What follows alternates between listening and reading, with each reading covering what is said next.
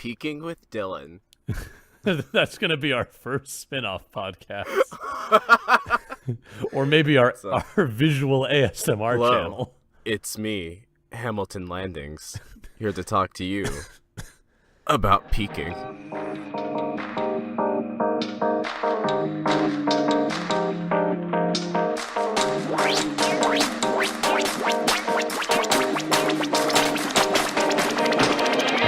Hello, everybody, and welcome to Backstage Gaming, dramatic takes on your favorite games. I'm Chris. This is Dylan. And we're here to talk to you about games and theater and storytelling and art and life. We're your life coaches. We're your don't listen to any of our advice. Please, That's no. lesson number 1. I'm a mess. Yeah, we're millennials who don't know what the fuck we're doing. But welcome. Ain't that just the way? Yeah.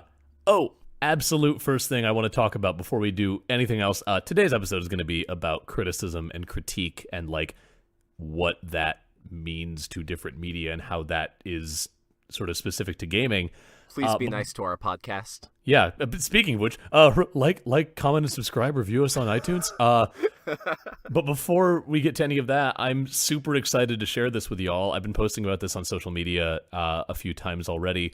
But Backstage Gaming is going to be part of our very first live show here in a couple weeks. What the hell are we going to talk about, Chris? That's a really good question. This show is not as is suitable to a live performance, but we'll figure something out. Yeah, we got selected to be part of a Chicago Podcasters Unite live event the evening of March 16th. So that's the weekend before C2E2, the Chicago Comics and Entertainment Expo, if you're going to be in town for that. It's going to be really cool. It's like a 6-hour event with 10 other podcasts, all local to Chicago, plus live music and interviews with celebrities who are going to be in town for C2E2. So, like, it's a really cool event. Tickets are $10. You can get them at, I made a Bit.ly link for this. I signed up for Bit.ly specifically for this event so I could market it.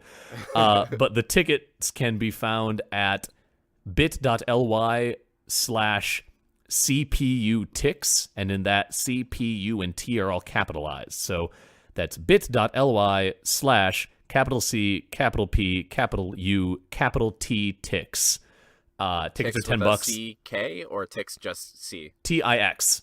Okay. Oh, yes, Tix. thank you. Got That's it, important. Yeah. But yeah, you should, if you're in the Chicago area already, if you're going to be in Chicago for C2E2 and for some reason are getting here a week early, I guess, you should also come by. We're really excited. It's very cool that this like little baby project we've been working on for, wow, it's been 4 months. That's crazy. But like it's only been 4 months and we've already got a live performance booked. So like we're super excited and we would love to see people there. Get your tickets soon. Cool. They're going to sell out. We plugged. I pulled out the biggest plug I've ever used just then. So I hope you enjoyed it. And now let's dive right into the episode now that I've gone. Is that a dirty thing? That might have been a dirty thing. I didn't intend it to be a dirty thing, but then it came out of my mouth. We're here to talk about reviews and criticism and what that means for art. So, Chris, how did your brain juices set upon this topic? So my brain juices set upon this because I saw a story that is being reported on that is nonsense to me. So come along with me into the nightmare realm. As many people know, Blizzard, the game developer, is the creator of a very popular online shooter called Overwatch. It's a big deal in competitive gaming, and if you care about that, cool, and if you don't, now you know what I'm talking about. But Overwatch is currently existing in a state where the metagame, which we've briefly touched on before, but for those of you who don't know, that basically refers to like what is good in a competitive game at any given time. For lack of a better term, if rock, paper, scissors, like if one of them was just good against either of the other options, that would be a case of an unbalanced metagame. And like if rock beat paper and beat scissors, you would just always pick rock, and that would become the new metagame for rock, paper, scissors. Until rock gets nerfed, of course. Yeah, that's about the clumsiest but also easiest metaphor I can come up with for what the metagame is. Yeah. The current metagame in Overwatch is one that very much favors tanky, hard-to-kill champions. This is because a number of things. The metagame is this sort of amorphic concept in a game as complex as Overwatch, where like lots of little inconsequential choices come together to cause large shifts in the way that people play and in the strategies that are good and that are effective. But currently it is existing in a state where characters that can be on the front line, absorbing damage, not being killed for a long time, and setting up plays are very much what the game is revolving around. And this, spoiler alert, I don't play enough Overwatch to like really be invested in this, but this came across my news feed today. This is apparently something that a number of Overwatch fans have taken issue with and are not particularly enjoying. And there is one particular character in Overwatch, a fairly new character named Bridget? I can't remember how her name is pronounced. Something like Brigitte. Brigitte, thank you. I'm unless dumb. Unless the E at the end is I'm pronounced that way, but it's either Brigitte or Brigitte. Yeah, she is sort of like one of the exemplar characters of this archetype that this metagame is built around. And I want to put a caveat out here that I am not saying that Overwatch's fan base is bad. I don't believe that any fan base is inherently bad. I think that there are like bad very eggs. Vocal. Yeah, there are vocal bad eggs in basically every fandom. And in the Overwatch fandom, a few of these particularly vocal bad eggs who are mad about this state of the metagame and about Brigitte in particular DM'd the voice actress for Brigitte on Twitter to like yell at her about the character that she voiced in this game. That's not how acting works. Yeah, so like item one, as an actor, like I guarantee you this woman was not cast until like development was done or almost done on this character. So it's not like she has anything to do with the character in question. Yeah.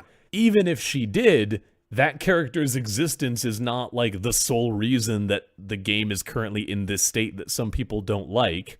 But like, all else aside, the fact that people were like DMing this woman to like yell at her about this game that she is tangentially related to completely blew my mind and got me thinking about the way that perception of and like critique of art is very different in gaming, or seems very different in gaming than it does in most other media that I can think of.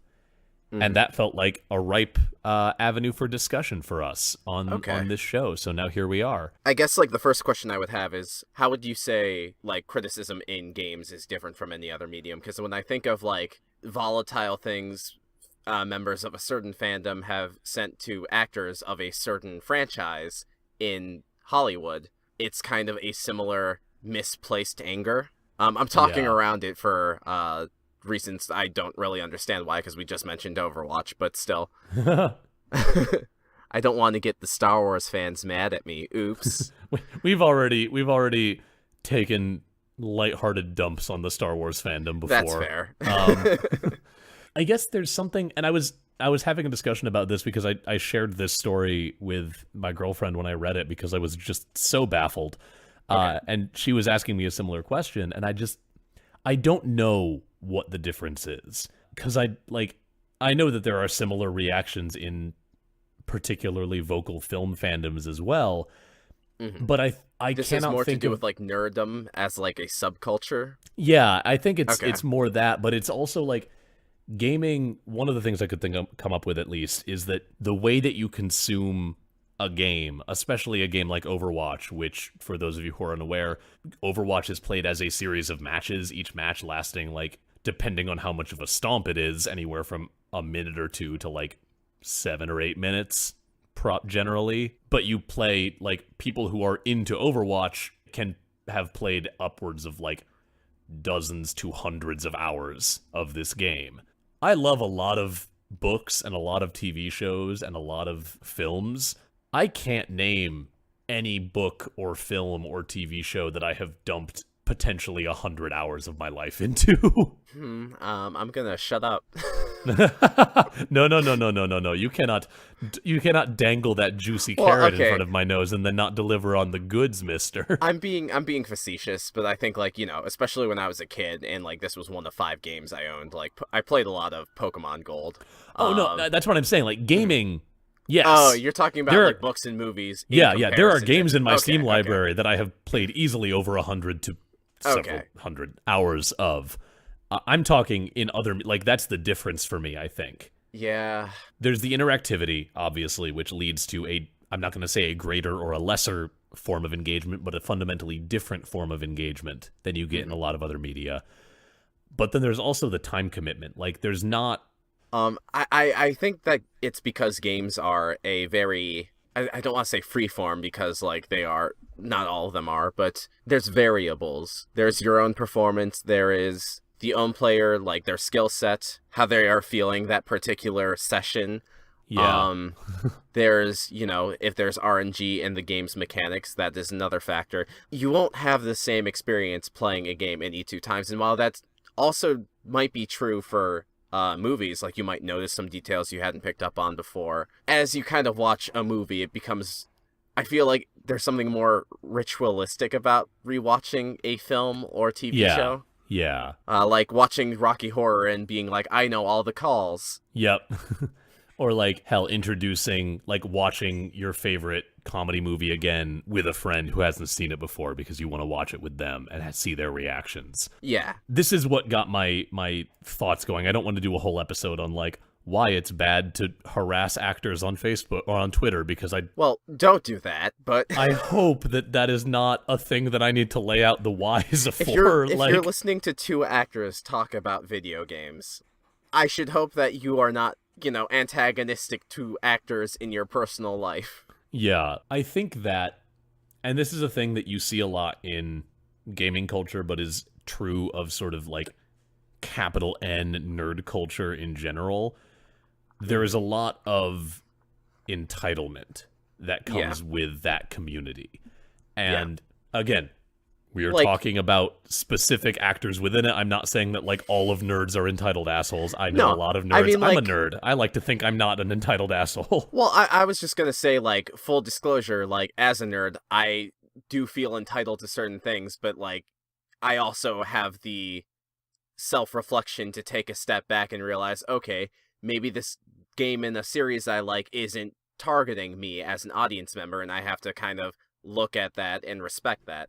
Yeah. I don't think entitlement in and of itself is necessarily a bad thing, but, like, you also need to understand that, like, just because you expect something of a product doesn't mean that that product, is dictated by law to cater to you. Exactly. Like, that sense of entitlement is born out of the time commitment and the love of the thing, whatever that thing is for you, whether it's a game series or a film series or whatever. It becomes a problem when you start to view it as, I like this thing, and therefore it must fulfill my needs. And you see that a lot. Like, that's sort of the issue that's happening in this Overwatch clusterfuck with people yelling at this poor voice actress. But you also see it with, like, you also saw it recently on Rotten Tomatoes. This is not gaming, but it's film criticism. People were like review bombing Captain Marvel before it even came out, giving it just like terrible reviews on Rotten Tomatoes to try and drive its audience score down before it came out, because how dare someone make a superhero movie about a woman, I guess. People might deny that, but, like, let's be honest. Yeah, the movie is not out yet. Movie's not out yet. Why could you What possibly be writing a criticism negative review about Yeah. it? I want to flip the topic on its head a little bit. I wish that there was a better term than criticism, I guess. Because for me, criticism is something that is meant to be constructive. Criticism is something, as a word, comes with itself the connotations of like feedback meant to construct, inform, and have an impact on the next thing, the next iteration, the next performance, whatever that happens to be. Like, a game critic is writing reviews, which are intended as essentially like consumer advice. Like, the purpose of a game critique is not to be like, hey, Bungie, great job with Halo 4, but here's the places you fell flat, and I really hope that you address these in Halo 5. That's not what it's for. It's for, hey, Jim Consumer, here is what Halo 4 is like. I'm going to lay out what I liked about it and what I did not like about it so that you can decide whether it's worth your $60. Yeah. And so I wish that there was a different term, because that is what the purpose of reviews and things like Rotten Tomatoes for film, or like Steam reviews for games, or like articles, like long form reviews like you might see on Kotaku or Polygon are, at the end of the day, they are for consumer advice. They're for the consumers, yeah. Yeah. They're there to tell you what you need to know to make an informed decision. If you look at a product review on Amazon, you're not going to, like, the person writing the review on Amazon is going to be talking about their experience with the product, not, oh, this thing would be really nice, so you should keep that in mind, manufacturer who's for some reason looking at our Amazon page. Yeah. Like, man, I really liked this Shazam. I hope that in Shazam 2 they make it even more absorbent. you mean Sham-Wow? Thank you. Yes, I do mean Sham-Wow, not the upcoming superhero film from DC, Shazam. I really screwed the pooch on that one. No, it's all good. It's all Shazam, the young boy who says the word Shazam and turns into a towelette, perfect for cleaning up damp messes. My cup runneth over. Luckily, I have the Shazam to clean up the mess. We got to get past this bit. No, this bit is the podcast now. Welcome to Shazamcast. Oh boy. No, come back! I swear. This podcast gets better. I would love there to be game criticism in the vein that I was just laying out the difference. Like, I would love to see, and there are some reviews that come close. Mm-hmm. There are reviews, particularly, again, I just mentioned Kotaku and Polygon because those are the games journalism sites that, like, I personally enjoy. But I have seen them put out some, like, long-form reviews for games that touch on things like the thematics of the game's story and the way that the game presents itself. And, like, again, it's not intended for the creators, but it is touching on, like, here is some of the, like, inside baseball stuff that this game is doing that makes it good or bad. Or here are cool things that they tried and here's why they didn't quite work. Or things like that.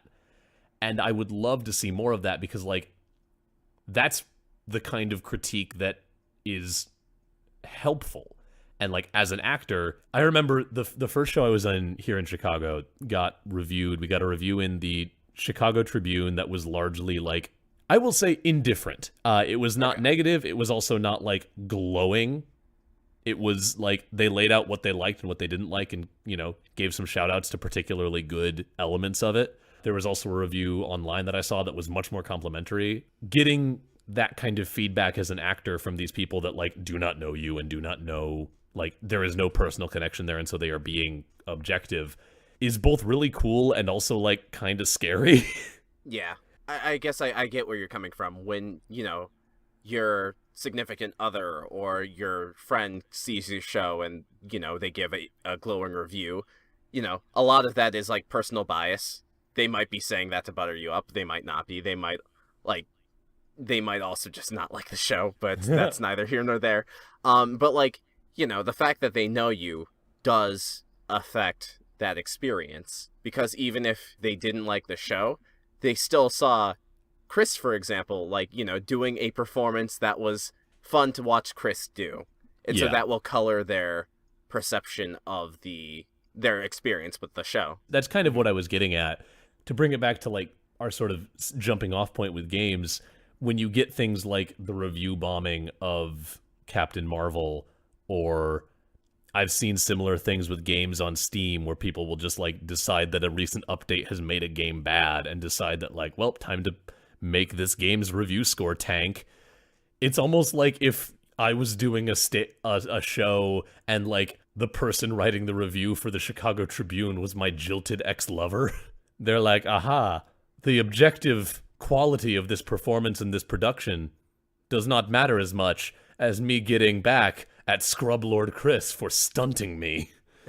Like, I wish that there was a balance, because on the one hand, customer reviews are a good thing. Getting to, like, see, you know, if you're on the fence about whether or not to buy a game and you don't know if you want to spend $60 on this new game, and you're able to, like, log into Steam and click down and, like, see a bunch of different people's reactions to the game and, like, them laying out why they liked or didn't like it, that is a helpful thing. And I think that that is a good thing to exist. At the same time, it's an outlet for people to throw temper tantrums. Yeah.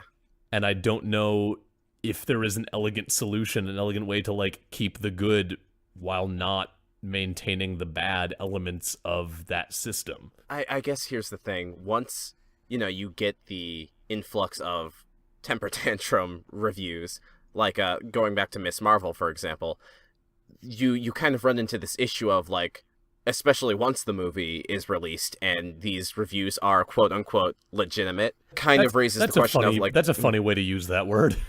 But you get what I'm saying. Yeah, like, I know what you mean. They can now justifiably say, I saw the movie, and so now you can't say that my complaints are illegitimate because, the movie's out. So you have no way to prove, even if I watched the movie or not. It kind of gets to a certain spot that, like, even if people are giving reviews in bad faith, you still can't remove those. There's no way to filter those out because then people will accuse you of, censor is the buzzword of today, but yep. To censor their views. And so it becomes like this, I guess, like, for the potential consumer who is looking to see this show or play this game or watch this movie, it becomes like a tightrope of having to determine if people are reviewing something in bad faith. You can also look at things from like the complete other perspective where, and this is kind of a segue into like a reversal of this topic, if that's cool, Chris. Yeah, go for it. Okay. So you can kind of look at things the other way around where like, a fandom can be super like very into a game and just love it. And, a game reviewer or game reviewers in general look at this game and say, I don't get it. One of the most infamous examples in not recent memory, but in my memory is there's a review for this game called God Hand for the PS2. God Hand's so cool. Very janky, very eyebrow raising, but like what its target audience is for people who love action games and people who love kind of tinkering with combos and stuff like that, like very combat oriented. The person who played it, there are so many, I guess, modern ways to do an action game that like it felt antiquated to him because he didn't really understand what the game was going for. Mm-hmm. And so he gave it a really bad review. He gave it like a 3 out of 10. Now it is remembered by many as one of the best action games on the PS2. So this is an example of a game that isn't reviewed in bad faith, but like the person reviewing it just didn't get it. And so that's kind of its own question of like, who is allowed to review games? And obviously I'm going to cut that off right now with everyone is allowed to review games because, everyone consumes media. Everyone has their own opinions and feelings about media.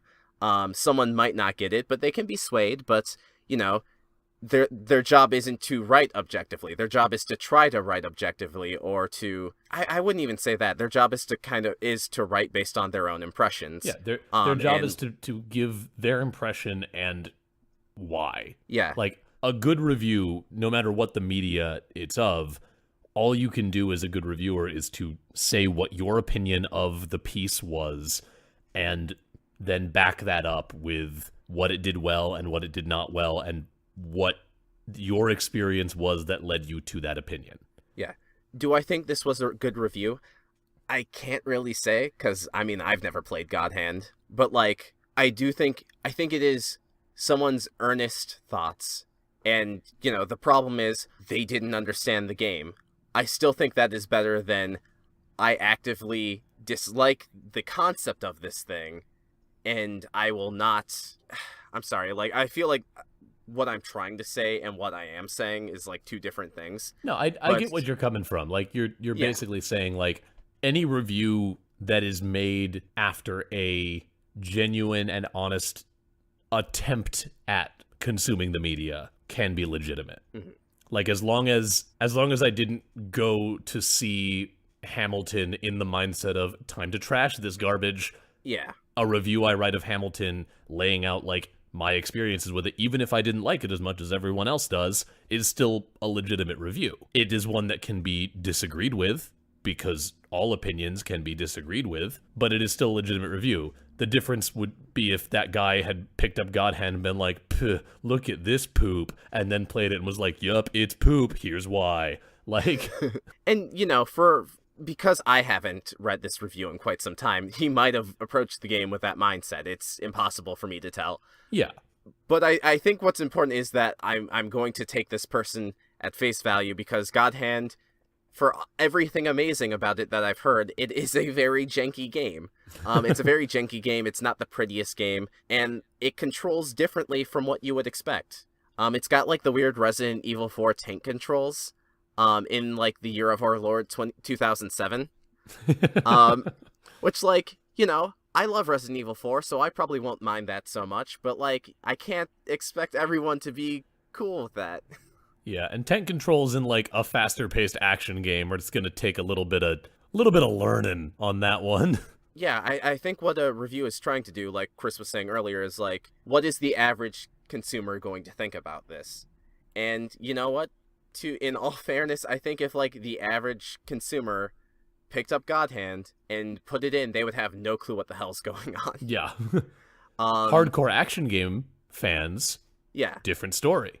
Yeah, I guess like that is part of a bigger question of like, not who should write reviews, but more so like how to kind of bring people to an understanding on what different tastes are. Yeah, and again, I think that for me is where I want more of a divide between reviews and critique. A review that article as a review of God Hand is probably perfectly reasonable in that, like you said, it's speaking to like, hey, you on the street who maybe has never played an action game before, this game probably not the one to start with. If there had been a companion piece written by someone who was really into action games, breaking down like, here's what this game does in this format, here's what it does differently, here's how it is unique, and like doing more of a deep dive for people who are invested, that would have been a really cool like companion piece. And that's the kind of like games journalism that I would love to see more of, is looking at gaming and looking at games in more the way that like literary critics look at pieces of literature, and not being afraid to like do deep dives in and like talk about mechanics and talk about narrative and talk about the way that the games are like put together and the impact that has on the players and the way that they're played. Can we also, I want to take a brief tangent. Can we talk about how can we talk about how fucked the numerical system for games rating is? So this is not a hot take. This take was hot in 2004 maybe. Yeah. But it hasn't gotten better in the last 15 years. So not everyone does this, but a lot of games reviewers, I know Game Informer works on this, I think GameSpot does, I think IGN does. Yeah. A lot of games reviewers rate on a scale of 1 to 10. Yep. With 10 being like game of the year, flawless, I love it. Breath of the Wild was perfect, but it's a terrible Zelda game. Yep, true. And 1 being I love that we'll never let go of that. It's the best thing that we've ever come up with. And 1 being, how dare you sell me this garbage? This is a piece of burnt toast in a games box that you sold me for $60. Alternatively, this isn't even a game. You just put a bunch of models in environments, and I'm constantly flipping through everything. I can kind of move around, yeah. But the way that has solidified as to how these are reviewed, and I have never worked for a games publication. I don't know how they actually like train their reviewers. I don't know anything about the inside baseball on this. Right.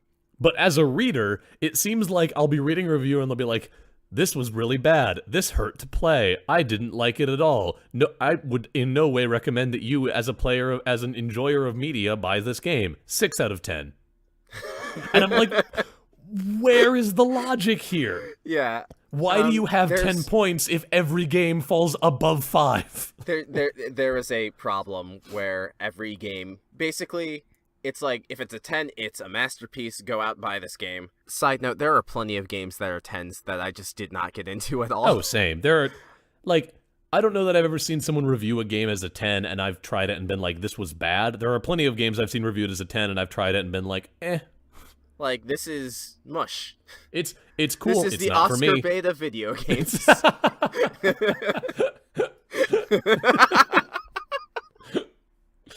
Oh, very good.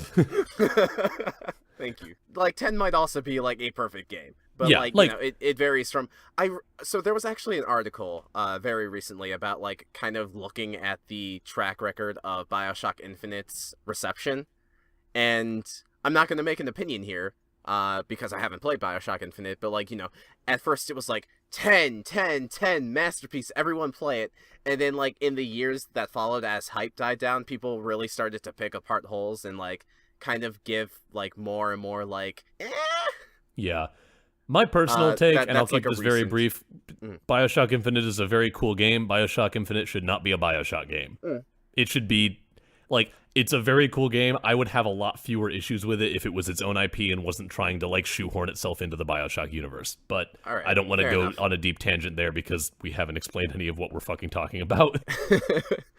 But yeah, no, so then you got nines, which are generally regarded as pretty good games. You should totally check them out. Yeah. Like, A nine is like, this is very good. It's not the best thing I've played this week, Yeah. is generally how that tends to, like, there is me. absolutely nothing wrong with this game. You would probably like it, but it's not for everyone. 8 is more like, pretty good game, but definitely not for everyone. Like, it's got some flaws here and there, and they may or may not be deal breakers for you. 7 are decent but largely forgettable experiences, apparently. But some of my favorite games are 8s and 7s. I mean, here's the thing. 7 is either has some good ideas but falls flat and is kind of forgettable, or very cool ideas, has too many, like, issues to, like, be better than mediocre. But, like, 7s are honestly where a lot of my favorite games come in. Like, that 7, it's either going to be, like, just mediocre or, like, super cool if you're into the niche that it's trying to fill and can get past a little bit of jank. Yeah, and then 6 is basically, and in my own personal review, like if I had to give any game I played a 6, it would be like, everything is functional, just nothing is fun. Yeah. Like, And it then- is a game that works, but nothing is fun. But I think, like, 6 has come to mean, this game is awful, it's terrible, it's the worst thing ever. And then Yeah, everything below that is just like, I am angry, and angrier, and angrier. Yeah, the way that game reviews are written, I don't know why there are numbers below 5. Yeah. Game reviews tend to take the, like, 1 to 10 and treat it like school grades, where Yeah. a 70 is a C. And I, like, there's something so wrong with that because it's so misleading. Like, if I look at something and it's a scale of, like, 1 to 10, I would assume 5 would be like, this is fine. Maybe you'll like it if you're into it. You probably won't if you're not. You have a 50-50 chance of liking Yeah, this game. but the way that reviews are written, 5 is like, this game killed my child in the night. I miss you, Timothy. Like, I'm trying to think of, like, the last... I don't play a lot of games that get 6s, obviously, but, like... Let's have a game. Let's play Okay. a bit on Are this. we going on IGN or... I opened up any- GameSpot, Okay. which is not the peak of games journalism, but they're not bad. I spent a lot of Right, time right. on GameSpot when I was a kid. I'm going to read you the first paragraph of the GameSpot review for Anthem, Dylan, and you are going to tell me what you think its numerical score out of 10 is. Okay. Launching upward off a jungle floor and bursting through a thick canopy of trees, bobbing and weaving your way under a waterfall as you take in the lush landscape below you is one of the highlights of Anthem. Flight, in these moments, is freeing, serene, and exhilarating all at once. But you will eventually have to come back down to Earth. When you don't have a means to cool in the air, you have to interrupt your flight to cool off on the ground, or else your suit will overheat and send you careening downwards much more violently. This is what Anthem is like as a whole, a game where promising moments are bookended by frustration, where good ideas are undone before they can be fully realized. What do you think the numerical score that GameSpot gave Anthem is? My score or... Okay, so... Based on GameSpot score. that intro paragraph. Honestly, to me, that sounds like a 6, but they probably Ding, ding, gave it a ding, se- you got a 6. Dylan nailed it. Okay. Dylan's good at this. Cool. But, like, to me, that review, like, if I were to read that, and I was assuming, like, if we were going on, like, a 5-star system, that to me would sound like a 2 or 3-star review. Which, out of 10, I would put at, like, 4. 3, 4, Yeah. maybe 5. Let me find another one really quick because I'm this actually is fun. I I wanna- enjoy this as a game. If you want to pull one out, if you want to find something Yeah. as well, let me find it. Let me find a stinker. All right, here is the first paragraph of the GameSpot review for Darksiders 3, a recent sort of character action-y game that came out that, as you might be able to tell, is the third game in the Darksiders series. All right, so Dylan, I'm going to read you the first paragraph one more time. All right. Darksiders 3 has an identity crisis. On the one hand, the stylish, effect-laden combos at your disposal point to a game with combat encounters reminiscent of Devil May Cry's kinetic action. Yet, your fragility and the tough challenge enemies present actively discourage you from approaching combat on the front foot, instead favoring a more methodical approach with an emphasis on tact and evasion. The Darksiders series has always worn its inspirations on its sleeve, but at least there was a sense of focus and consistent design omnipresent in all of its moving parts. Those first two games may have been derivative, but they took concepts and built on them in fun and engaging ways that elevated their strong points. Darksiders 3 is the antithesis of this approach, feeling muddled and unfocused with an uneven design that trickles down and negatively affects each of its disparate systems. Based on that paragraph, what do you think the game review score That sounds is? like another 6 to me. Nope, that one's a 4. Oh, wow. Okay. And therein you see the problem. That to me also that paragraph felt very similar to the one they wrote for Anthem. Yeah. It was the same thing. They were like, here are some cool ideas. Here's why they don't work. And again, like, obviously I'm only reading the first paragraph. Maybe the... Do they list, like, the positives and negatives at the end? Because some reviews do that. Not on IG... Oh, yeah, they do. The good, one-on-one combat encounters in open areas offer engaging challenges. Inventive character designs stand out. The bad... Battles are fought against a frustrating camera and lock-on system just as much as any enemies. The generic and drab environments aren't enticing to explore. Progression is simplistic and devolves combat into repetition. Platforming and puzzles are dull and few and far between, and numerous technical issues. That is much clearer and sounds more like a 4. The written paragraph, not so much. All right, can I read you one? Okay, yeah. This is no longer from GameSpot. This is now from IGN. Okay. It is a review for a game called Underworld Ascendant, which I know literally nothing about. I have never heard of this game. This review came out on November 29th of 2018. Okay. This is the first time I have heard of this game. And I'm going to read you actually 3 paragraphs here because they're short and they need to be read in concert. Okay. I'm gonna do this in the style of like it lends itself to like noir narration, the way that it's written. Okay. I'd finally done it. After several hours of navigating bugs and glitches, surviving enemies whose AI seemed to ping-pong between omniscient and ludicrously stupid, and maze-like level design, I had reached the end of an area of Underworld Ascendant that had given me considerable trouble. I actually paused, allowed myself to feel that relief and euphoria one gets when they never have to look at something terrible again. The portal to the exit was before me. I stepped forward, and fell through the floor as the geometry of the Stygian abyss decided arbitrarily to render itself ethereal. The Ascendant, Underworld's protagonist, plummeted into some sort of netherscape that forced a reset to escape, and, thanks to Underworld Ascendant's ludicrous save system, all progress in the level in question was lost. An entire night spent meticulously poking around, exploring, fighting, and sneaking was rendered moot by something beyond my control. Now repeat that countless times, and this about summarizes the Underworld Ascendant experience. Oh boy. What out of 10 do you think IGN gave Underworld Ascendant based on that? Okay, let me try to remember all the bits. So, very meticulous gameplay, painstaking steps were taken, and something happened and all of the progress got removed. Yeah, to aid you, I'm actually IGN does a thing at the end of their reviews where they're like, the verdict. Let me give you the verdict paragraph for awesome. Thank you. Underworld Ascendant. Underworld Ascendant is just broken. What little role-playing game fun there might have been is taken off the table by technical failings, a save system that feels like cruel and unusual punishment, and a bland story that takes place in similarly repetitive environments. Not one of the core systems for interacting with the world, be it combat, magic, or stealth, impresses on its own, and that's when they even work right. Our beleaguered Ascendant is thus sent, over and over again, into buggy dungeons to complete fetch quests and assassination missions to the best of their unimpressive abilities. Oh, man. Underworld Ascendant is a swing and a miss so powerful that it knocks itself off balance and the seeds of interesting ideas fail to be realized at nearly every juncture. What out of 10 do you think that game received from IGN? That sounds like a 2 or 3. It was a 3. Okay. I don't know why 1s and 2s exist if that review renders a 3. You see my problem with this fucking rating system. Yeah, yeah. You said you Okay, had so I one? have one, but I'm not gonna say the title of it because I feel like that might sway your guess. Okay, hit me. So I'm gonna talk around some details. Yeah, that's fine. Just to keep you guessing. Yeah, that's fair. All right. Blank is a game about consequence where you have only the illusion of choice.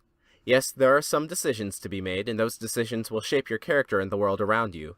But some of the most disastrous choices were made before the game even begins. Or, sorry, they were made for you before the game even begins, leaving you to deal with the fallout. And because it's a prequel to Blank, you also probably know how the story ends.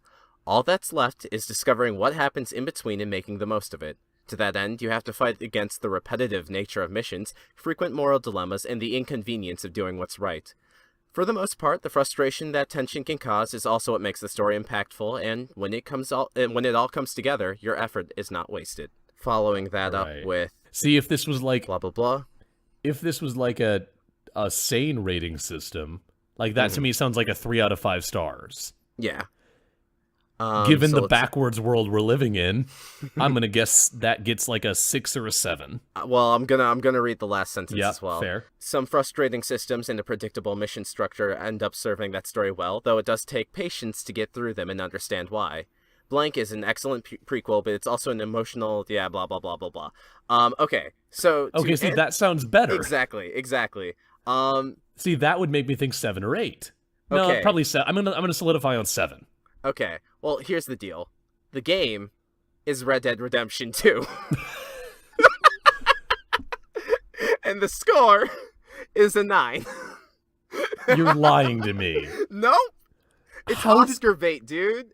What the fuck? Like, this was fucking multiple Game of the Year award winner. Yeah, and I've heard like the complaints I have heard from people who have played Red Dead Redemption 2, which I will admit I have not, have all been like fairly surface level and fairly like, it's a great game, here are some things that don't work quite so well, but they weren't enough to like be deal breakers. That's not what that review sounded like. That's kind of what the review is saying, but like, at the same time, just looking at the opening paragraph and the closing paragraph, it's kind of like, there are things about this game that are like flawed in design, but like it does enough right that it's worth a 9. That's and like so weird. I'm not saying this to trash Red Dead Redemption 2, but I do think it kind of opens an interesting light to, this is a game by a high profile developer. It's a game by Rockstar. Rockstar is like, they redefined very- video games for the last like decade. they very rarely struck out on anything they've done for like like a decade and a half at this point. And like, yeah, Red Dead For good Redemption reason. 2, from what I understand, is a good game. I haven't played it. I've been meaning to, but I don't think I'll play it anytime soon. And like, I didn't pick this review to trash on the game or the reviewer, but I do think it's this interesting thing where there's this pressure to give this game a good rating, where like, you kind of say your issues, but then you quickly brush them under the rug because you don't want the fallout that like will come from giving this game everyone's excited for from a studio with a huge pedigree, Game of the Year material, as many would say. Yeah. You don't want to give that game a bad score. Like, you know, this sounded like an 8.5 to me. And like, maybe that comes with the bias of knowing that it's Red Dead Redemption and knowing that like Rockstar makes good games and the writing for Red Dead Redemption is usually pretty solid. And from what I see in this review, like, the story is good. The story is pretty good. But, you know, when you look at like the review in isolation, like without the name Red Dead attached to it, if I was reading the review as is, like, you would just kind of be like, all right, this sounds like a solid game, maybe not perfect, but like pretty good. And like, you know, looking at the bottom, there is a lot of good to this game, says the sum up at the end. The good. The story has incredible weight as a prequel, with the anticipation that comes from knowing how it all ends. Side note, I've seen just as many reviewers trash other games for knowing how it all ends. Yeah. But whatever. That's fine. New characters are among the best and help make the story enjoyable on its own. A varied and reactive world filled with chance encounters and surprises to discover compels you to explore. Well-written missions and side activities both draw you into both the game's systems and its narrative. mission structure and morality mechanics create tension that increases the story's impact. So all those are good things that the reviewer listed. And, because I haven't read the whole review or have played Red Dead Redemption 2, I am inclined to agree with them. That all sounds perfect on paper. Yeah, and that sounds only, like my experiences in like Red Dead Redemption 1. Yeah. The only bad point, because there's only one, it's elements of semi-realism take you out of the experience rather than draw you into it. So, looking at it like that, that's fine. But those bullet points don't seem to have any correlation to what you read me from the introduction and conclusion. Yeah. And that's wild. Wow. I'm not trying to trash this reviewer. No, of course not. Like, I have no idea who this person is. Exactly. But yeah, no, it's a very solid review, but like I also just kind of, I guess like my eyebrow was kind of raised when I was looking at this, because like looking at the opening and ending paragraph that are, the most important part of reviews, it wasn't really sold to me as a 9 out of 10. Nope, not even a little bit. I was figuring solidly middle of the road.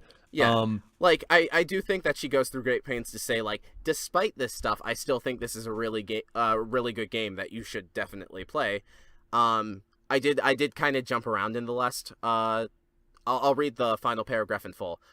While Red Dead Redemption was mostly focused on John Marston's story, Red Dead 2 is about the entire Vandalin gang as a community, as an idea, and as the death rattle of the Wild West.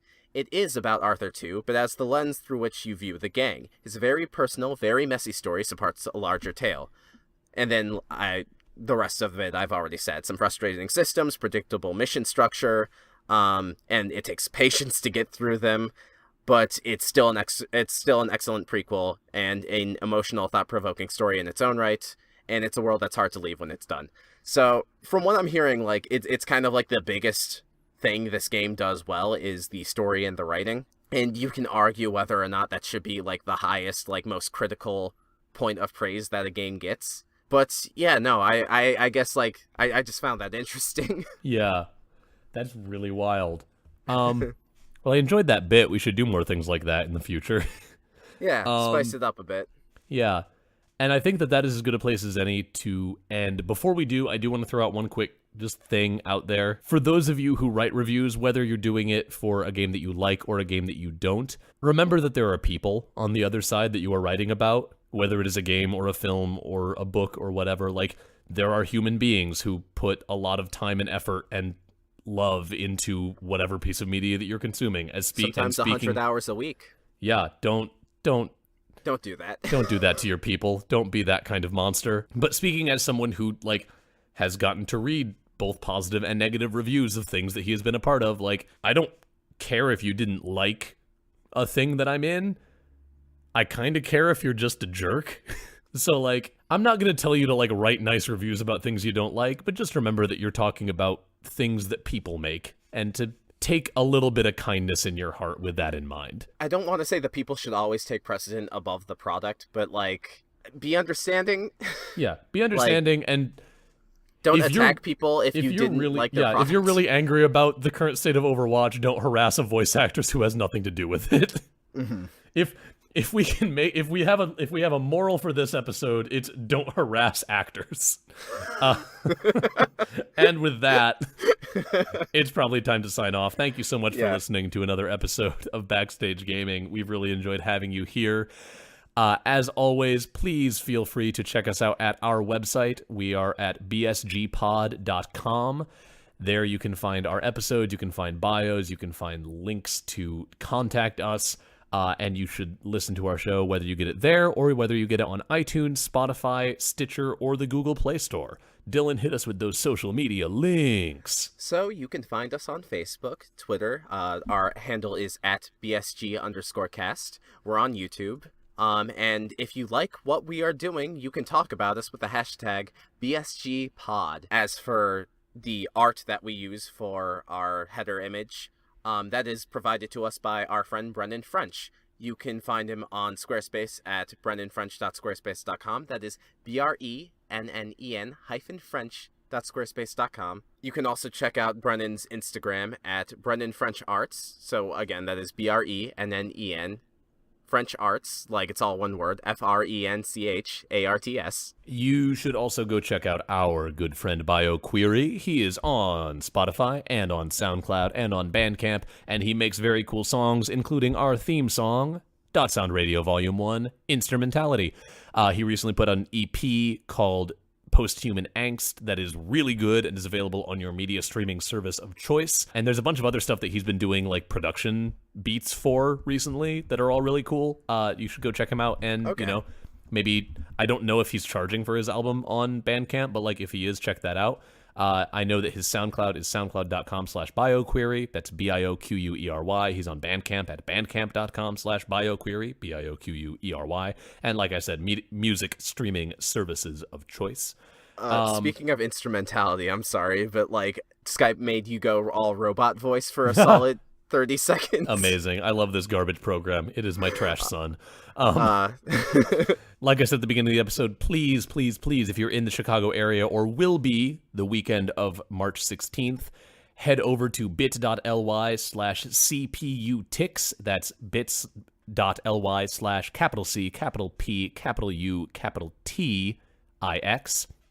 and get tickets for the Chicago Podcasters Unite live event at Beat Kitchen. It'll be super fun. We hope to see you there. Can't wait to be there. Yeah, you should also check out the current arc of Unexplored Places, an actual play podcast by our friend Christine that Dylan is appearing in. You should also check out Unwell, a Midwestern Gothic mystery, a new audio drama podcast produced by another alum of our school that I appear in the final episode of. And I think that is all the things I have to plug. So, thank you so much for listening to this week's episode of Backstage Gaming. We love you so much. So much. Hugs and kisses. I just want to smooch you. Smoochums. Yeah. Smoochums yeah. all over. Right. Good night. Good night.